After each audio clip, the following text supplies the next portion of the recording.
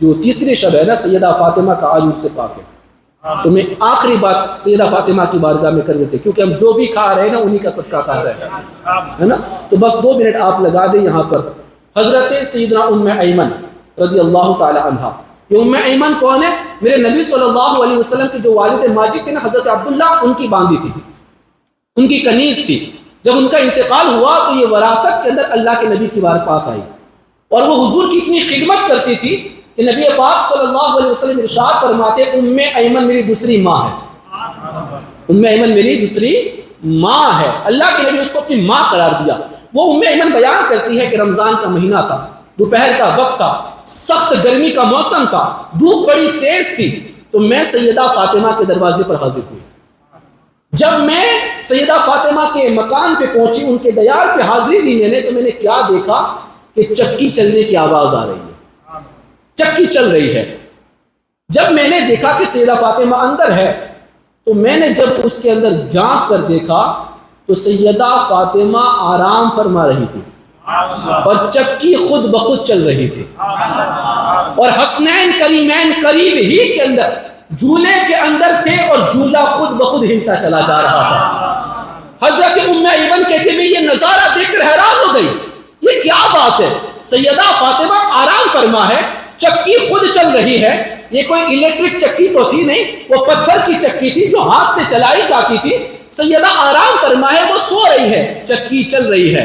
آج بھی سیدہ کی چکی چل رہی ہے، آج انہی کا صدقہ کھا رہے ہیں۔ مصطفیٰ کریم کے دیوانوں، حسنین کریمین آرام فرما ہے، وہ سو رہے ہیں۔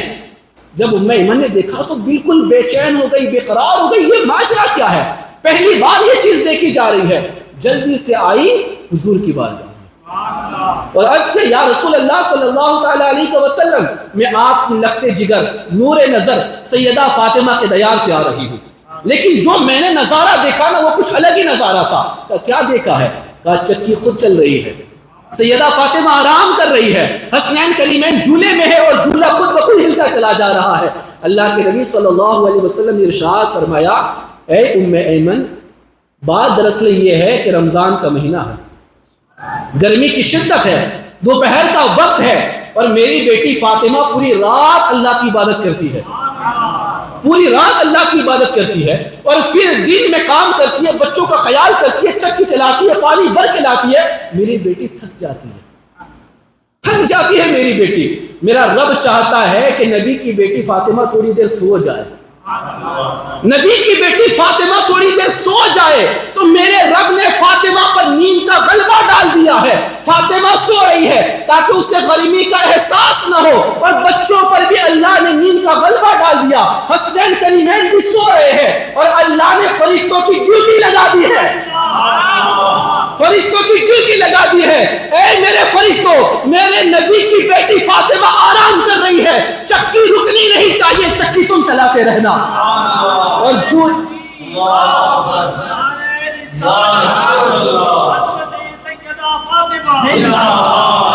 یہ چکی سیدہ کی چل رہی ہے، یہ چکی سیدہ کی چل رہی ہے، زمانہ جتنا لنگر دکھا رہا ہے، ہائے ہائے زمانہ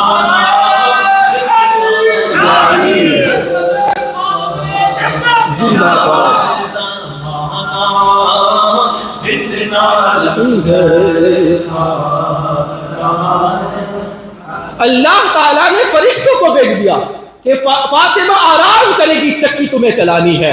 حسنین کریمین جھولے میں ہوگے، جھولا رکنا نہیں چاہیے، جھولا جھلاتے رہنا ہے تمہیں۔ مصطفیٰ کریم کے دیوانوں، وہ سیدہ فاطمہ جس کی بارگاہ کے اندر ادب کے ساتھ ہندوستان کا وہ عظیم امام جس کو امام احمد رضا کہا جاتا ہے، وہ عرض کرتا ہے، نور بنتے نور زوجے نور ام نور نور، نور مطلق کی کنیز اللہ رے لہنا نور کا۔